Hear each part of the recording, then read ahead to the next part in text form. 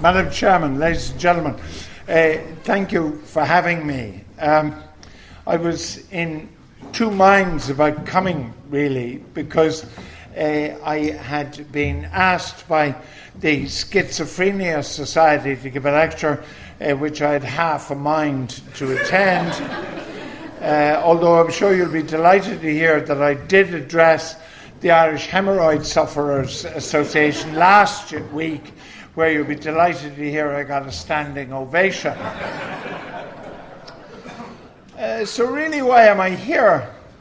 I think the main reason I'm here is because the more the Twitterati told me not to come here, the more likely I was to actually be here, me being George Hook and all, and not taking too kindly to people telling me what to do.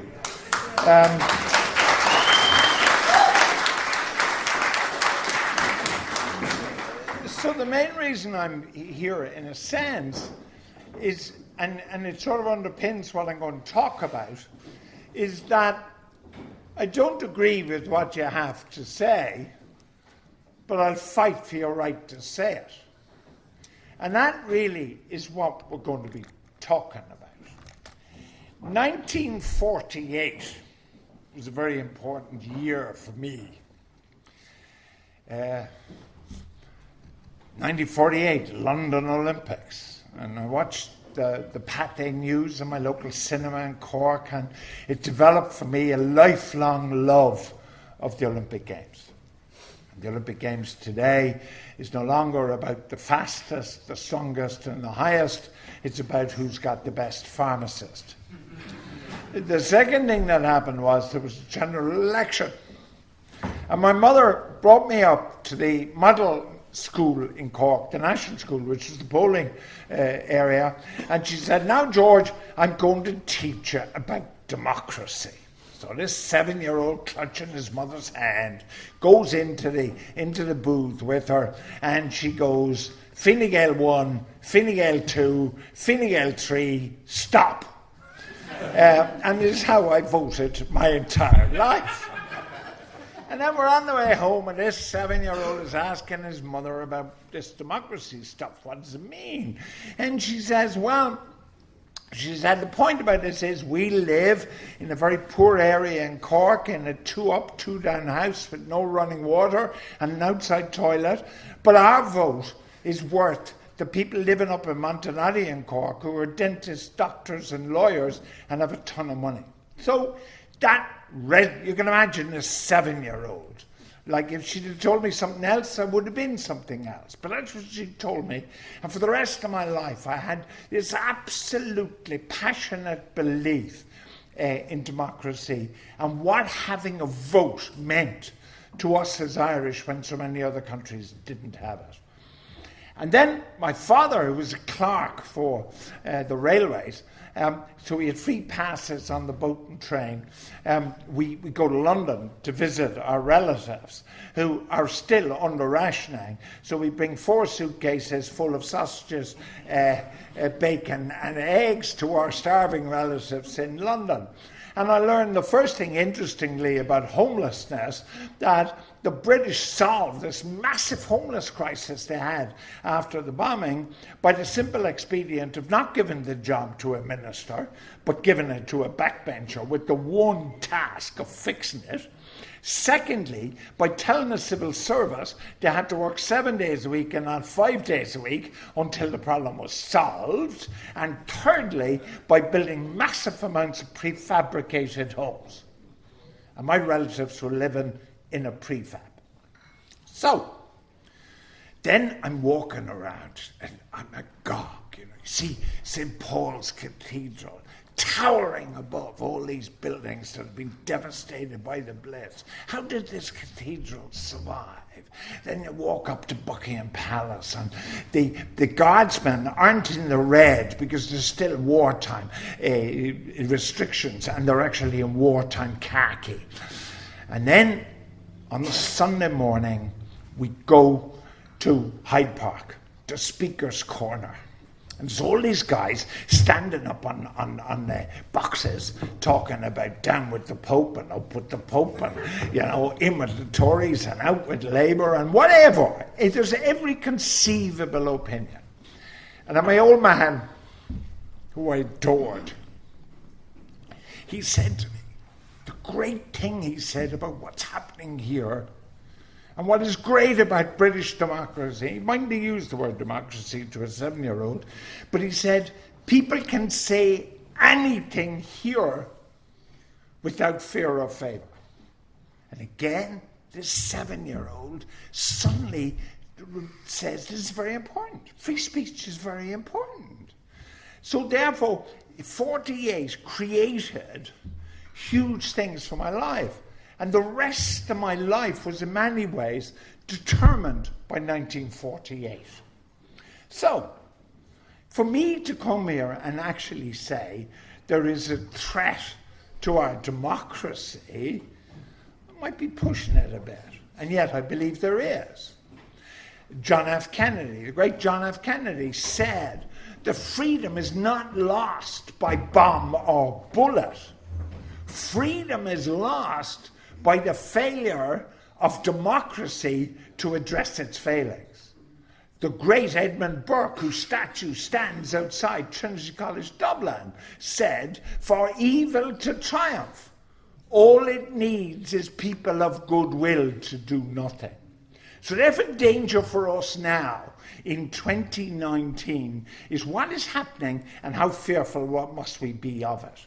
So I've been asked to talk about the media. So the words EU, apart from now, are not actually going to cross my lips because you've asked me to talk about the media. And does 21st century media publish fake news? Yes. Does 21st century media deliver stories that are unverified and unproven?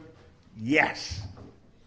Does modern-day media attempt to influence public opinion in their direction? Yes. So what are the examples of this? The other thing I have to tell you is I'm a movie buff, so sort of along the way here we're going to be peppered with a few Hollywood epics just to keep you awake. And the first thing is 1940, black and white movie made right in the middle of the war. There's a movie called Freedom Radio. And it's about, in Germany, developing a radio station that is talking freedom despite the Nazis. And radio has this incredible history, right? Right through World War II, people across occupied Europe are risking death to listen to the BBC. The war ends. Soviet Russia has enslaved half of Europe. And people are tuning in to the BBC because that's the only place they could get the truth. And I remember 1956 for two reasons. Ronnie Delaney won the 1,500 metres in Melbourne at a time of 3:41.2. And the Russians invaded Hungary. And I can remember the Hungarians pleading with the West over their radio to come in and help them, as they literally, with bare hands, fought Soviet tanks. So radio has an extraordinary escutcheon. It is a very proud escutcheon and a very proud history. So therefore I am concerned when radio and its illegitimate child television and newspapers, because they are all the media, are failing in their responsibility. I worry. So,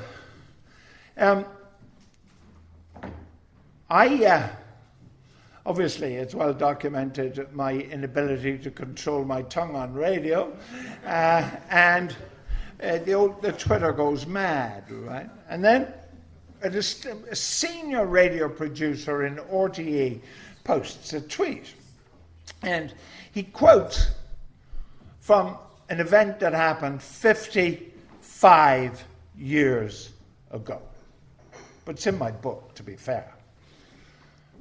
And in the book, I talked about this 22-year-old Catholic virgin, me, who for the first time in his life met a woman who drank gin and tonic and wore black eyeshadow.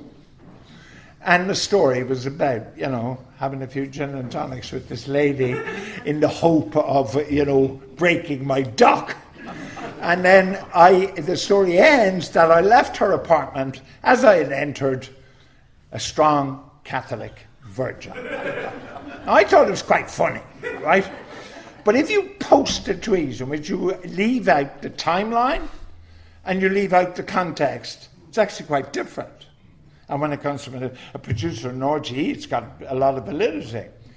So within hours, a member of Dáil Éireann, Deputy Ruth Coppinger, is on the Sean O'Rourke show. Hook, she says, has form.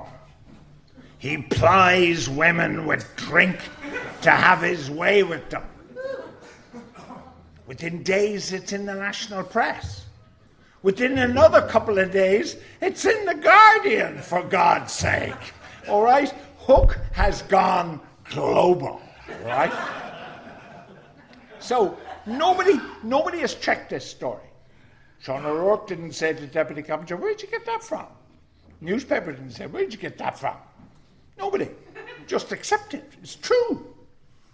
So then, the whole furore dies down, so Christmas looks like being okay, right? And then Ingrid, the lovely Ingrid, who I didn't tell her I was here today, so anyway, the lovely Ingrid, I come down for breakfast and she says, "You're in the paper again."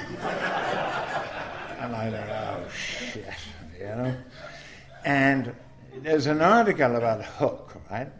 Well, no, not about Hook. There's an article, and there's a picture of a despoiler of women, Harvey Weinstein. Hashtag Me Too. Then there's a picture of a despoiler of young boys, Kevin Spacey. Hashtag Me Too. And there's a picture sandwiched between the two of them of George Hook. Hashtag Me Too, right? Now, if it wasn't so hurtful to my family and to anybody else, and then me, I have to say, I think, it'd be funny.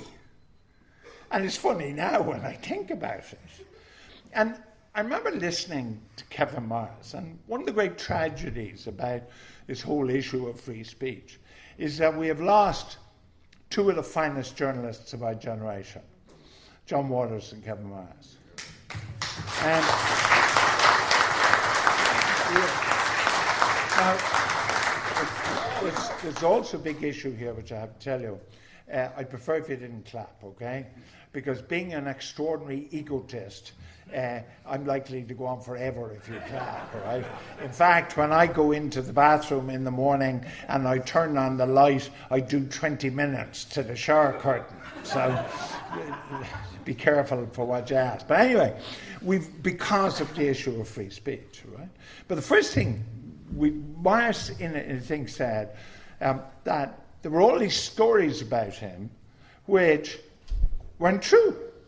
They were all not true, simply not. And, I'm listening, and at this point, my crisis hasn't come, and come on, Kevin, And then, of course, I discover, that's right, all the stuff isn't true that they write about. And I'll give you another movie, and it's called All the President's Men. And it's the story of Woodward and Bernstein and the Watergate issue. And they're played by Robert Redford and Dustin Hoffman. And a huge amount of the movie is actually in the newsroom of the Washington Post. And Woodward and Bernstein, Redford and Hoffman are going out getting stories. They come rushing back, and we got a great story here about whoever, right?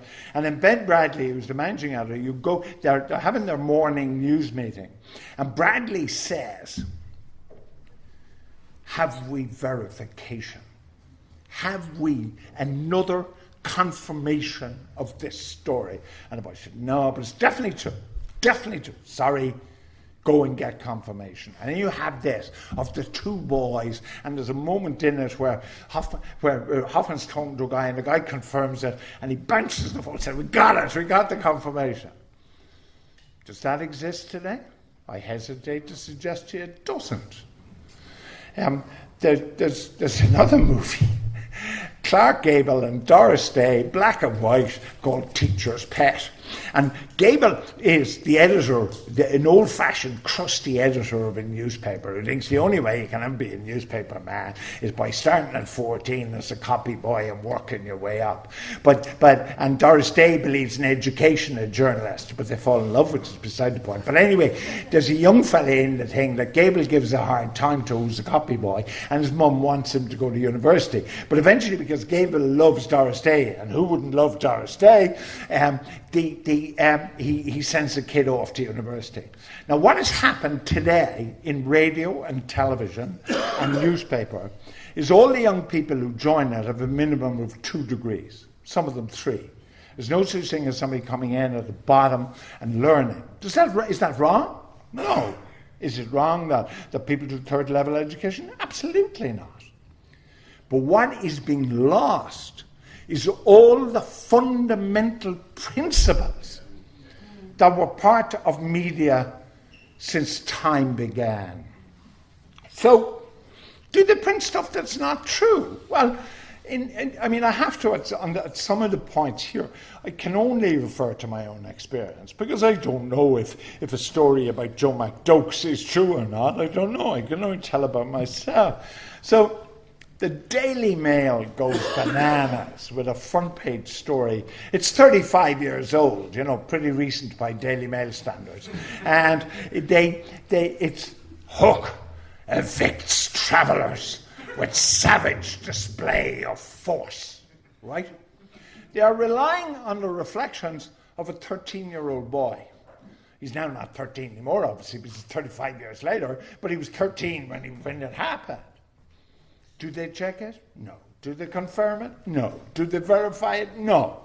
A simple phone call to Dunleary Corporation would have said, Hook had nothing to do with it. It just happened to be behind his house. Dunleary Corporation and the Garda Síochána removed the people because they were in breach of the planning regulations. But does that matter anymore? No, it doesn't matter anymore. Now you may well say, well, that's fine, George. And the newspaper will say, that's fine if you can. Why don't you sue them for libel? Have you any idea how much, first of all, how much it costs? Secondly, as my solicitor said to me, all you're going to do is you're going to restart this thing all over again. All the pain for everybody in your family, you're going to do it all. And they told Myers exactly the same thing. The cost, and all you do is restart the whole thing all over again. So what do? You just say, to hell with it, and I'm going to get on with my life. But there are worrying trends increasingly that are happening. And if we don't now change them, then I think we're in danger. And there's some young people in the room. I have children and I have grandchildren. And all of us at that certain age worry about the kind of world they are going to inhabit. To be honest, I think, I'm less worried about climate change than I am about democracy. Like, I'm going to use a name now, Joseph Goebbels, all right, the greatest propagandist of all time. Goebbels had a great idea. And don't forget, Hitler was elected Chancellor of Germany with less than 30% of the vote. So you don't necessarily, and like we have a government at the moment which is not a majority government, it's in there supported by a callow Fianna Fáil on some kind of supply agreement or something, right? So, what did Goebbels do? He gave every family in Germany a free radio. So now he knew he could get straight into their kitchen with his particular line of propaganda. The great Noam Chomsky, talking about free speech, he said, Goebbels agreed with free speech as long as it was his free speech. Stalin agreed with free speech as long as it was his free speech. The problem for free speech is, can you agree with free speech if it's free speech by people you despise? Because if you believe in free speech, you must allow them speak. And you don't shut them down. The answer is not to shut them down. The answer is to win the argument.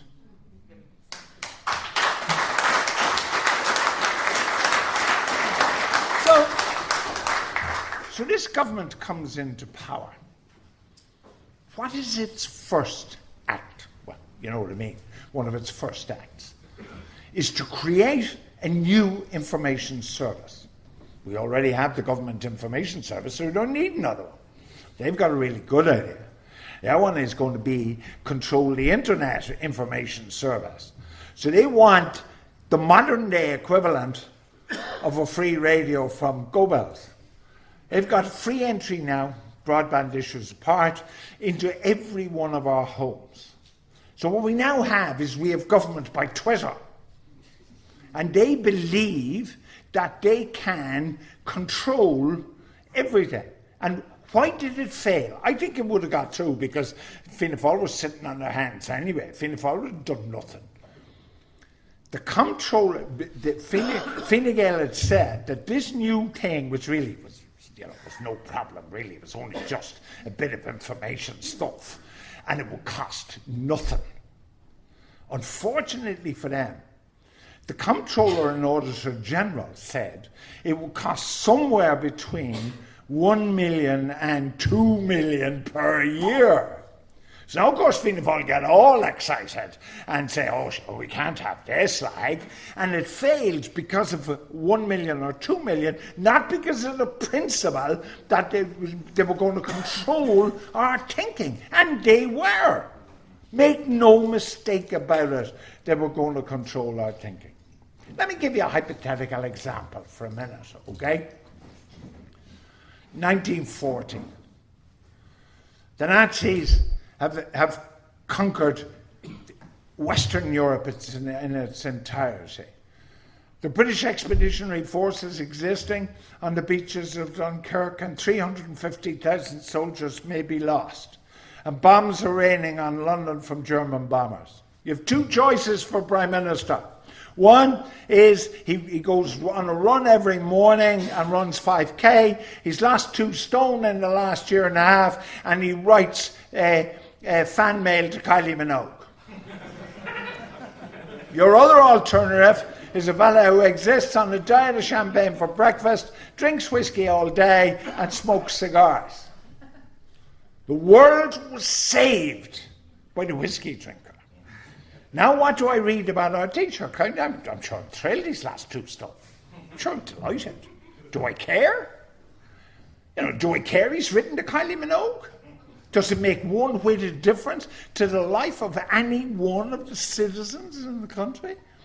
But it deflects us. It deflects us from the real issue.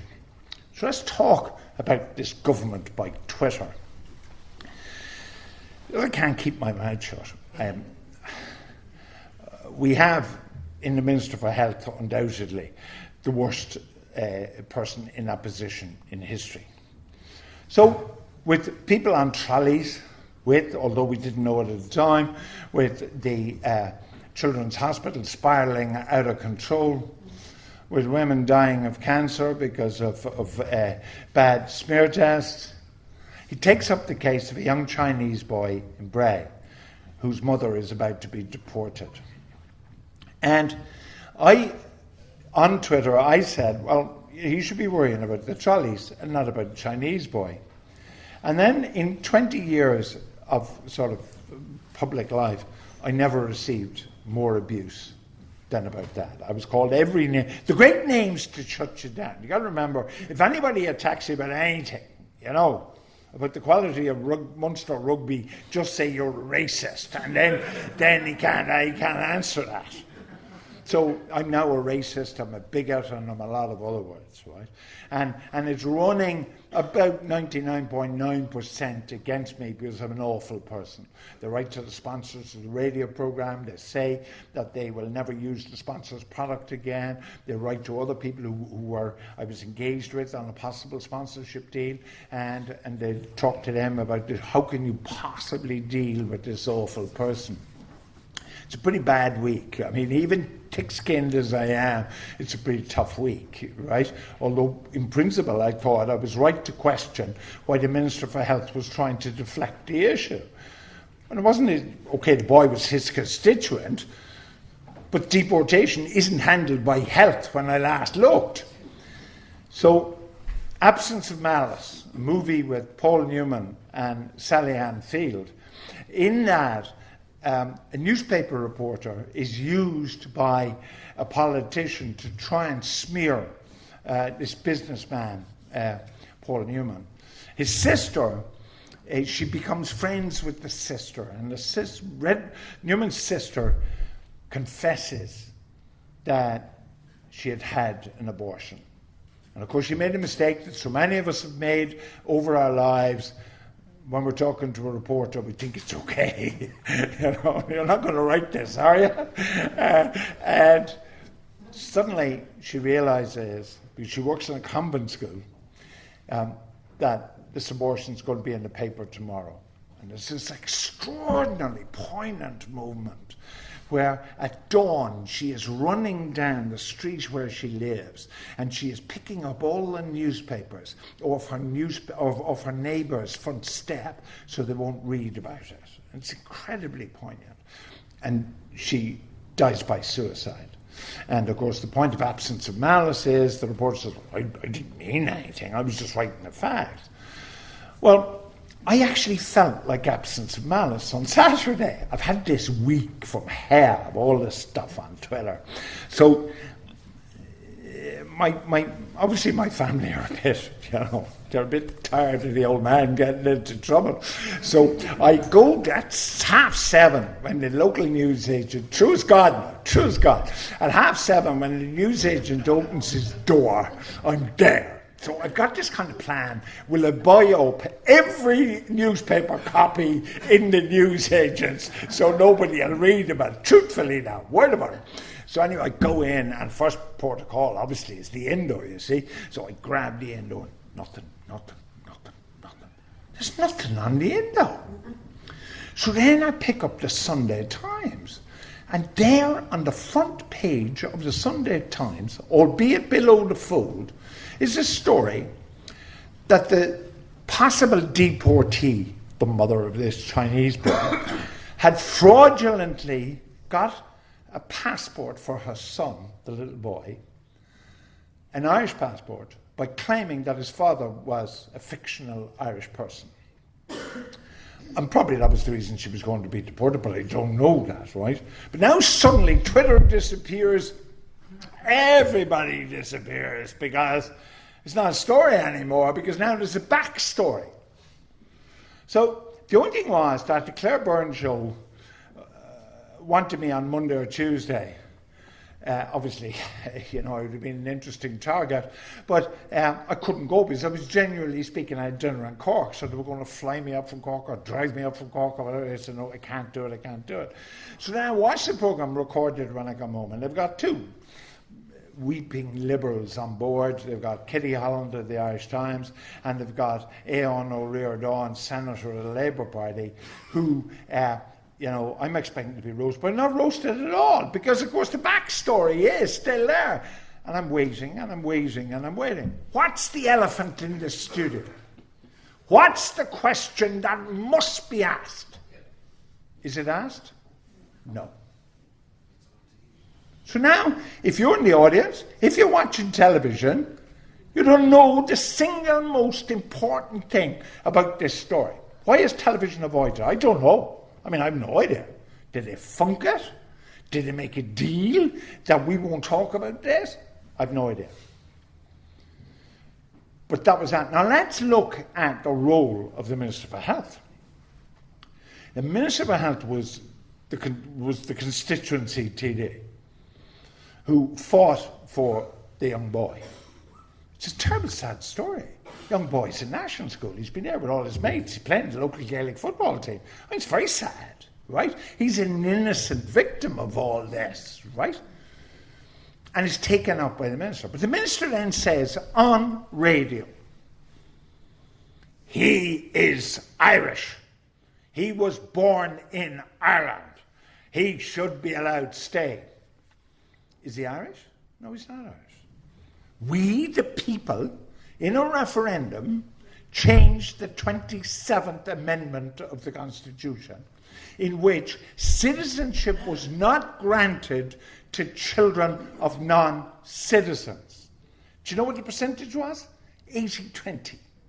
80% of us, the people, said we're not granting citizenship. So for the Minister for Health to say he is Irish, unchallenged, she said it on the radio, unchallenged.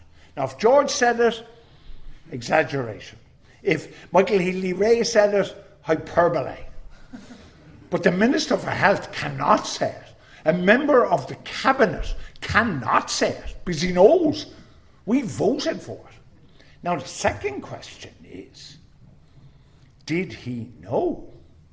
Like Frances Fitzgerald lost her job because somebody said, did you read an email? Did you know? Did you know is a key question to ask any minister in cabinet. Now but did anybody ask him, the Minister for Health, did you know? Now he's sitting, well, not sitting next to, but he's sitting cheek by jowl with the Minister for Defence, or the Minister for Justice, who's handling deportation. Is it conceivable that he can say, hey, Charlie, what's going on here? And that Charlie can say, well, listen, actually, there's a bit of backstory here. Is that conceivable? I don't know. I'm not making any allegations. I don't know. But am I entitled to know? That's the key question. Are we, the people, entitled to know? Are we entitled, because we own the radio and television station. We don't own the Irish Times. They can do what the hell they like. But we own the radio and television. It's our money. It's our taxes. It's our license.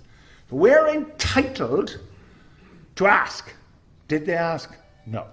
Now, to quote Deputy Coppinger, the minister has form. We know that there was an attempt to have him removed, a vote of confidence in Dáil, and he was kept there by the vote of Fianna Fáil sitting on their hands because he told, if he didn't tell a porky pie, he certainly played around with the truth in relation to the Children's Hospital. Would he have survived in any other government since W.T. Cosgrave in 1922? No. But now he survives. And I find that worrying. Worrying in the extreme.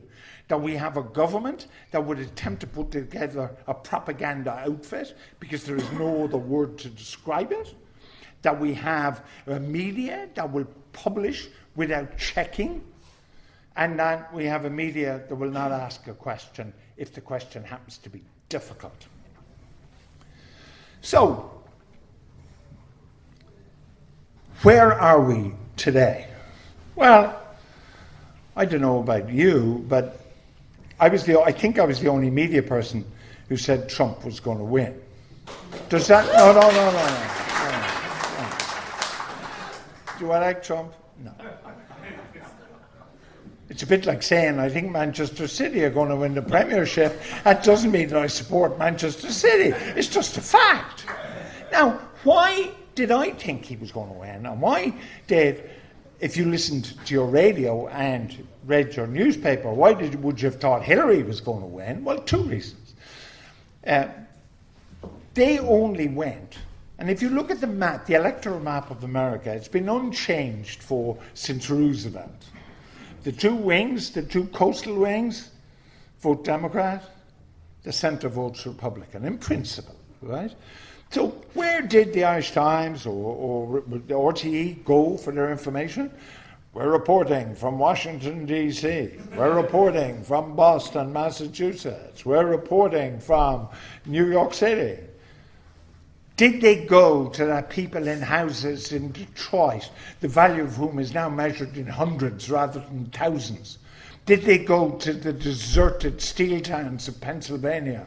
Did they go to Dubuque, Iowa, Lawrence, Kansas, Independence, Missouri, in a pig's eye, did they? So they had no idea what the bulk of the American people were thinking. The Democrats, on the other hand, put up the only candidate they could lose. The only candidate. They could have put up Bernie Sanders, Nancy Pelosi. They could have put up anybody. And they probably would have won. But they put up Hillary, who was the only person who could lose. There are roughly 150 million in America, women, and Hillary probably tops the list as the most hated. In America, because there's another mistake here. We think that the Americans voted Trump as President of Ireland. They didn't. They voted Trump as President of America. And I don't care who the hell they voted for. He's their president. He's not our president. Now, we criticize Trump every single day. Imagine if the New York Times started criticizing Michael D. or Taoiseach Varadkar or anything. We'd be up in arms. How dare they? These are our people. We elected them. And yet we think it's okay. So therefore, what we also can't do is we can't differentiate, media-wise, between the man and the office. The President of the United States has done an extraordinary job economically. All the economic numbers in America are better now than they were under Obama. On the other hand, Sunday Times, 2 weeks ago, spent 3 pages telling us he cheats at golf. Do I care? I don't give a bugger. So therefore, the danger here is, there's a great phrase in Gaelic football from my Cork days, and it was called, "Don't play the man, play the ball." And that is currently what is happening, that media is broadcasting, writing what they believe without a contrary view. And it's impossible to have any discourse without a contrary view. For example, I certainly believed, almost since the election, that Putin won the election for Trump. I absolutely believed it. Every single day, the Russians were involved, and Trump was involved, and his son was involved, and his nephew was involved. They're all involved with the Russians. And I believed it, because it said it in the paper. And then, wait until Mueller reports. Wait until Mueller reports, then we have him. Mueller reports? No. So now, they're worried about him cheating at golf because they can't get him on the Russians. They got to get him. Do I support it? Do I think Trump's a great guy? No, I don't. Do I like him? No, I don't. Is he preferable to Hillary? Absolutely. But I don't have the right to tell the Americans who they should have. Now, is our media fair? Because this is an important criteria. Our media must be fair. And our media must ask the questions that have to be asked. Popular or not, easy or not, you have to ask them. So let's look at our presidential election. It's a shoo-in. Michael D's going to skate home, so Michael D doesn't bother campaigning or doesn't bother going on television or anything. He's going to skate home. And all the other fellas haven't got 1% between them. And then one guy starts talking about travellers, right? He's a racist, and he starts talking about travellers, and he wins 342,717 votes in the presidential election, which is roughly 20%. He went from 0 to 20 in a fortnight. Staggering performance. Is he a racist? I don't know. But clearly, there are 342,717 other racists. And if you extrapolate that to the population as a whole, there's about 750,000 racists based on that. Okay?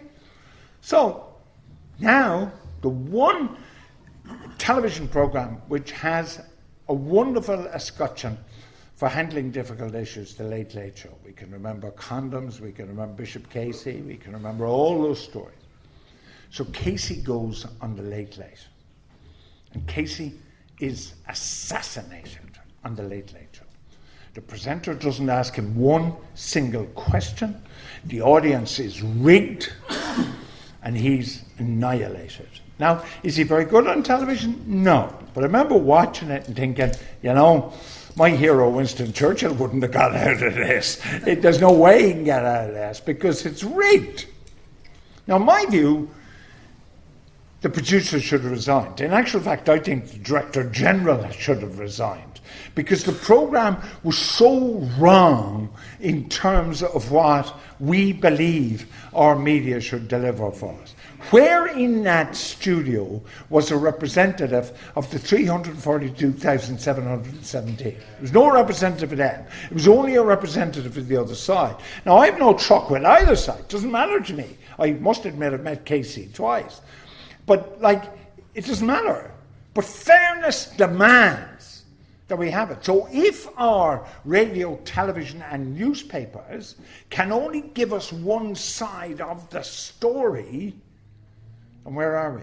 Then it is deeply worrying for us. Now John F. Kennedy once said, freedom is not lost by bomb or bullet.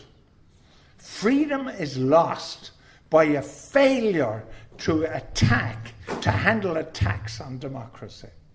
And I think that's what's happening. We're actually afraid because who today would take a job on radio, television or newspaper and tackle the unpopular story? Who would dare to? If I was 30 years of age today and I was trying to create a career for myself, would I turn around and say, what I'm going to do is about 6 stories out here. We really have to talk about them. Am I going to do it? Am I going to risk the Twitterati having a field day against me? No, I'm not. No, I'm not. And would I have empathy and sympathy for that 30-year-old person? I absolutely would. So what are we creating? We are creating people in media who are afraid. Who speaks out? There was a great phrase about homosexuality, and the phrase was, the love that dare not speak its name. Now, homosexuality, in fact, is okay now. You can speak about that. But you can't speak about a whole pile of other things. Just 2 weeks ago, a woman of a transgender child complained to the police that another lady had not referred to her transgender child by the appropriate pronoun. Okay? She was interviewed, firstly by the police, on a possible charge, it didn't happen because it was nonsense, on a possible charge of incitement to hatred. So what we have is a really, really serious situation now. We have a situation in which people are afraid to speak. I actually thought that only happened in totalitarian regimes. I really only thought that. That the Hitler Youth were going to be spying on my granny, was she listening to the radio? Now, what can I say? What can I do? And that applies to all of us. So what happens if none of us speak? What happens if there is no alternative view? If the only view is the accepted view of what might be described as the liberal left or whatever it's called. I don't know what it's called. But whatever it's called, it's saying there's only one message. It's our message. And if you step outside that message, we don't want to hear about it.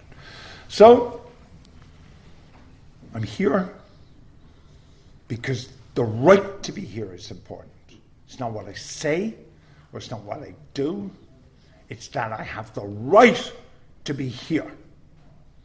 And I will do that every single time as long as there is breath left to my body. Thank you very much.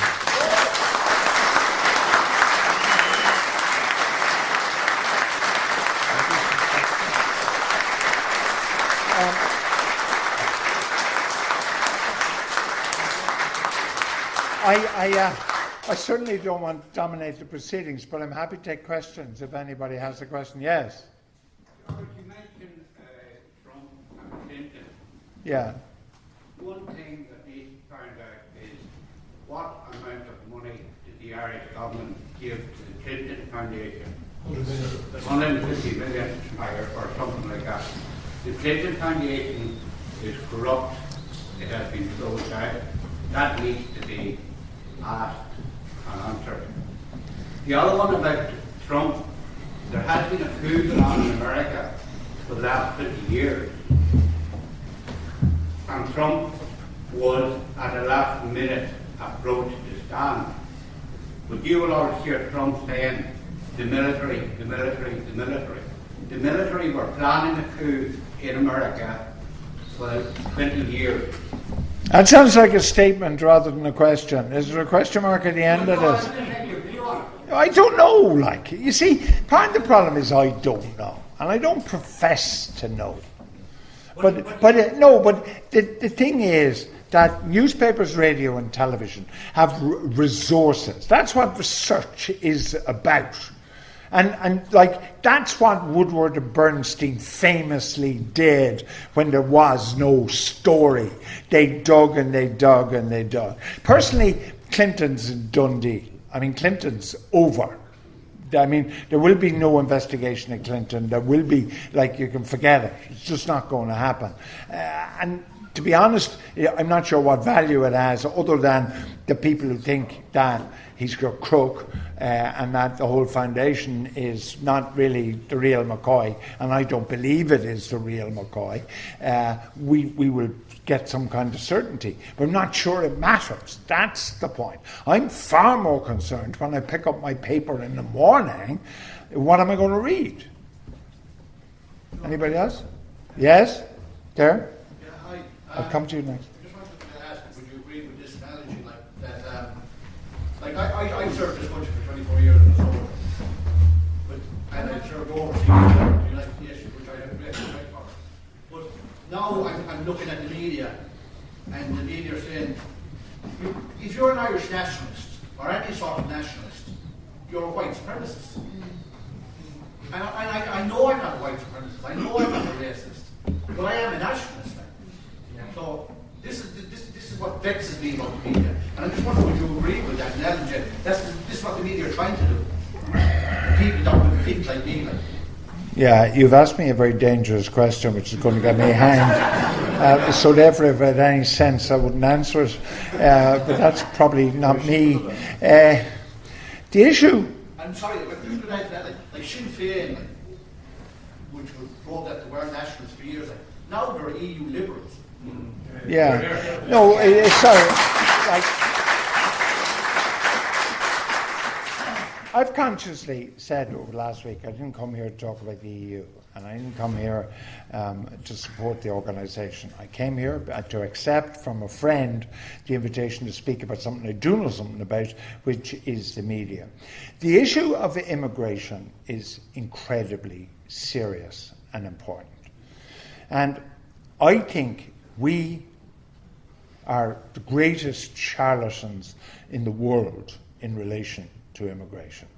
You might remember when Merkel said, everybody come on in to Germany, with doors open, everybody come in, it effectively ended her career, because the rest of Germany didn't think it was a great idea that everybody had come in. One fact is true, you cannot move the population of half the planet to the other half of the planet. I mean, that logistically isn't simple, it can't be done. So then Enda was on the case, and Enda said, we're absolutely committed to taking, 4,000 was our figure, if you remember. And Enda said, we're absolutely committed to taking 4,000, but just not yet. We're very busy and we actually haven't got time, right? So then there was a very interesting story in the last year or so, and all these poor misfortunate people in leaky boats are picked up by the naval service, I'm not sure if it was the Irish or otherwise, but they're now in the Mediterranean. They're trying to land them in Italy. Italy said, get lost. They're trying to land them somewhere else, get lost. So now they appeal to the generous countries of the West. Listen, can people please take these people? Ireland held its hand up. Fair Jews, like. And we said, we're in. We'll take 20. True. And not only will we take 20, but we want it subtracted off the 4,000. So we're only taking 3,980 next time round. So there is no discussion about immigration in this country. There is no discussion, pro or con. Because one half, the half that believes there should be immigration control, can't speak, because otherwise you risk racist, so you can't speak, you're going to be shut down. And the other half is saying, of course we're going to do it, but not just yet. But just not yet.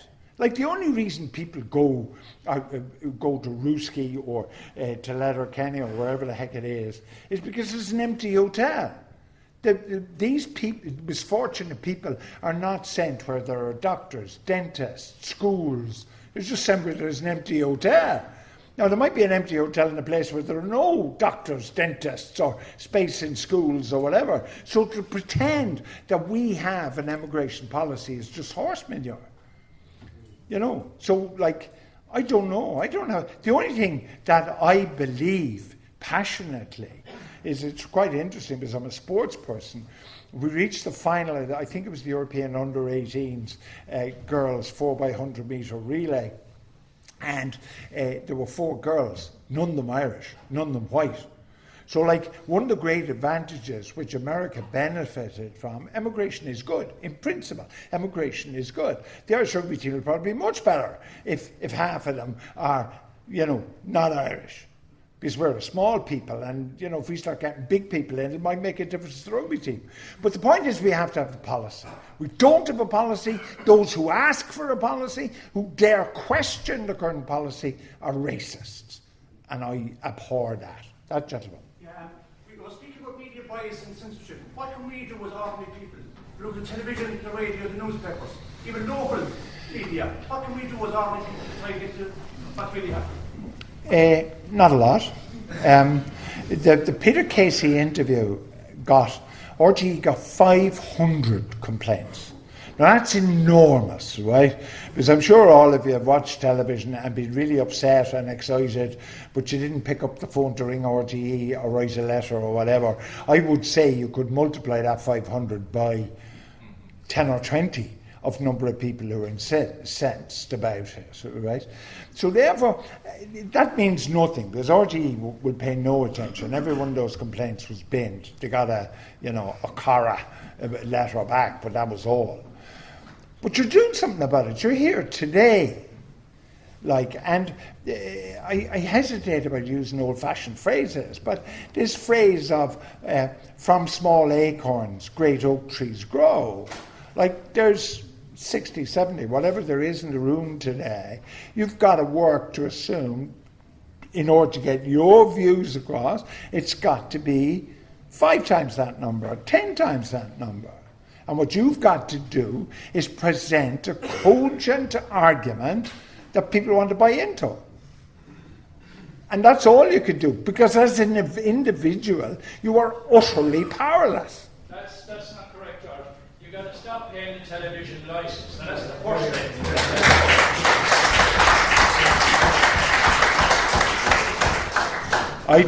I don't believe the answer to a problem is being illegal. I don't believe that. Never. I have a gentleman here who's had his hand up. Yeah. Thanks very much. That was really fascinating, and you're far better in person than you are on radio. Similar to that man's question, I suppose, I have a pastor friend in Spain. He's just been taken off Twitter for saying that Jesus wasn't gay. Not Twitter, sorry. It's ridiculous. From Facebook. And like you said, what can the ordinary people do? What do you think should be the plan of action? Like, what do you think should be, ultimately these guys in Twitter and Facebook, these media platforms are only, they are leaning in one direction. Well, yeah, Zuckerberg said last week in Dublin that he felt they could influence the election, but they couldn't do anything about it, like, tough luck, but we will influence the election. So it is going to be influenced in that way. But Chomsky, again, the philosopher, was really interesting. He said that Holocaust denial is, in most countries in Western Europe, is a crime. France in particular, for instance. Whereas it's not a crime in America. And he makes the point that these various Holocaust deniers in America, nobody listens to them or reads the books. It doesn't get any ventilation. It doesn't appear on newspapers or anything. So nobody gives a hoot. Whereas over here, as in Western Europe, it gets a whole load of oxygen because it's... So, I mean, my view is anything goes. I'm fine with Jesus is gay. I'm fine with that. As long as you're saying it. I'm not saying it. So I don't believe that. You know what I mean? But I'm entitled to my view and you're entitled to yours. Yes? Well, talk about fake news, but didn't fake news really always exist? You mentioned yourself as well, propaganda, rebels. The difference now, though, is fake news is just instant. Would you agree with that? Yeah, like the big problem for newspapers, the Irish Times now on a Monday, as near as damn it, doesn't sell any papers. As near as damn it, it probably sells 30,000, but I mean by standards. And Saturday really is the only day where the Irish Times sells in real numbers, okay? But that applies to all newspapers. The Daily Mirror or whatever, it applies to all newspapers. It applies to radio listenership. It applies, think about how many films you watched on Netflix in the last week and how many actually watched live on your television for which you are paying this gentleman's license fee, okay? So the thing is, what we now have is we have a generation which wants it instantly. And therefore that means that argument that normally was the place of newspapers, particularly, and radio current affairs shows, are going to become less and less important. Podcasting, why would I tune in to Pat Kenny at 10 o'clock in the morning, which doesn't suit me, when I can get Pat at 8 o'clock tonight over my dinner in the shape of a podcast? So, and then I can skip half of what he says if I don't want to listen to it, just to listen to bits. I'm a child of my age, and there was a programme on BBC and on BBC Radio. It was then called Light Programme, presented by a great Irishman called Eamon Andrews, and it was called Sports Report, right? And Eamon would come on and he'd say Sports Report, and he'd go dun dun dun dun dun dun dun, and then he'd say, "Welcome to Sports Report. But first, the soccer results with James Alexander Gordon. Arsenal 1, Aston Villa 2, Leicester 0, Burnley 0. That was the first time I knew the soccer results. That was the first time, 5 o'clock, and that's why I tuned in. Now, if Arsenal get a goal, I have it instantly on my telephone. So, what's the point of having a radio programme giving out the soccer results at 5 o'clock? But that applies to all aspects of our life. But it doesn't mean that instant fake is any better or any worse than considered fake. What you have now is you have something like journal.ie or whatever, which you can get in your telephone. They're no different from any other media organisation. Just a comment. Surely YouTube is the biggest, most exciting concept in media coverage now, because you can make your own programs. So that's breaking the deadlock of the tyranny. Yeah, I'm not sure. About YouTube, I'm only not sure because I don't really watch it that much, to be honest, But you've got to you can't take these things individually. You have to take them in the whole. That, if my two grandsons, I'm a firm believer in corporal punishment, so I give my two grandsons a clip around the ear on a regular basis, because instead of studying Caesar's Gallic Wars, they're shooting Germans on the television in company with tender pals, and I've killed 100 and you've killed 200 or whatever. So, how can you, to that generation whose life is not reality? I'm sure there must be kids who have television girlfriends, if you know what I mean, unreal ones, I'm sure. Now, what child develops, and we know this is true, that the development of children is hindered by the fact my 2-year-old grandson can swipe. He knows, swipe, you know. If I go out dinner again, I clip them around the ear if they dare take a phone out when I take them out to dinner. But if I look at the other tables, all the kids are on phones and iPads and not talking to their parents. So what kind of a generation, therefore, are you going to have whose life is unreal as opposed to real? I don't know, but it's scary. But if you then, so therefore, you're now Joseph Goebbels 2050, right?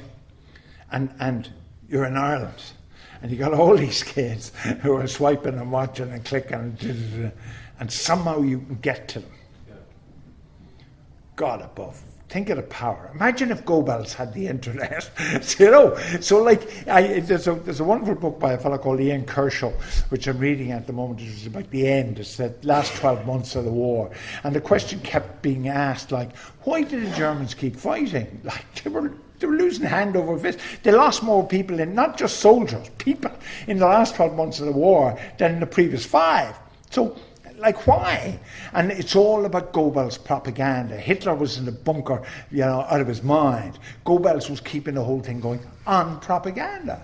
So if you think, as I did for a long time, this will never happen again, you know. Now it's out there. It's staring us in the face. And I'm okay, you can call me a scaredy cat, you can call me, you know, you can call me any name you like. You know, sticks and stones will break my bones. Hard words never hurt me. I don't give a hoot. But I'm scared. I won't be around to see it, but I'm scared. They can control now. This isn't Orwellian 1984. The facility exists, as Zuckerberg proved last week. They can control us. I think I'm done. You've got another speaker.